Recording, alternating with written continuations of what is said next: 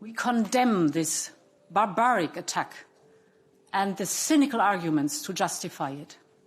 It is President Putin who is bringing war back to Europe.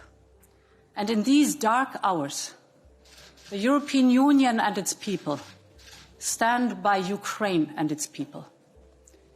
We are facing an unprecedented act of aggression by the Russian leadership against a sovereign, independent country. Russia's target is not only Donbass. The target is not only Ukraine. The target is the stability in Europe and the whole of the international peace order. And we will hold President Putin accountable for that.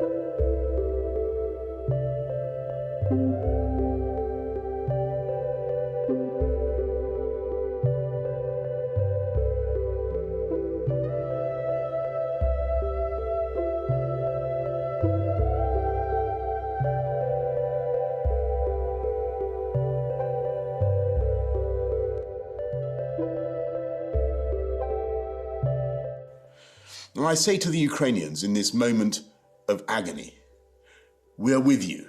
We're praying for you and your families, and we are on your side.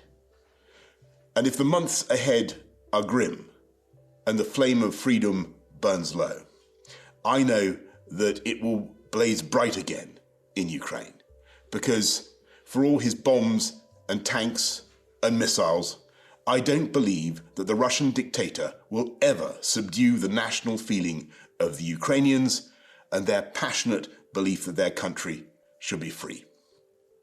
I say to the British people and all who have heard the threats from Putin against those who stand with Ukraine, we will of course do everything to keep our country safe.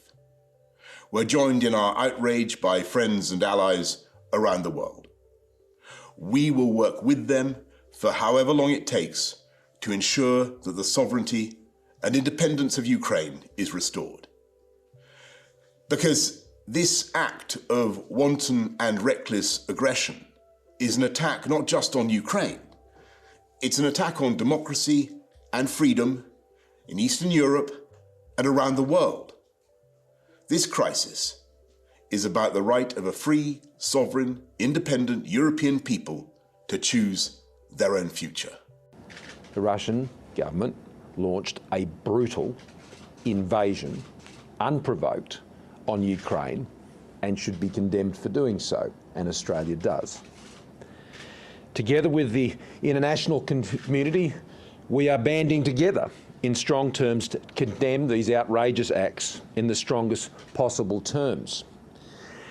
The footage that is emerging of missile strikes, air raid sirens, and reports of hundreds of casualties, yet unconfirmed, are sadly not surprising, given the events we have been witnessing for some time now and have been warning about.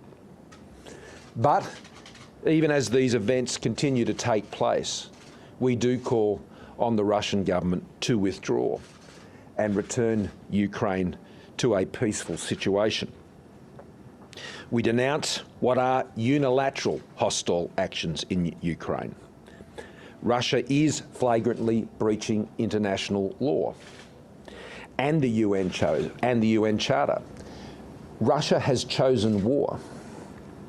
So we reiterate our staunch support, which I was able to convey to the Ukrainian Prime Minister last night, about their sovereignty and their territorial integrity.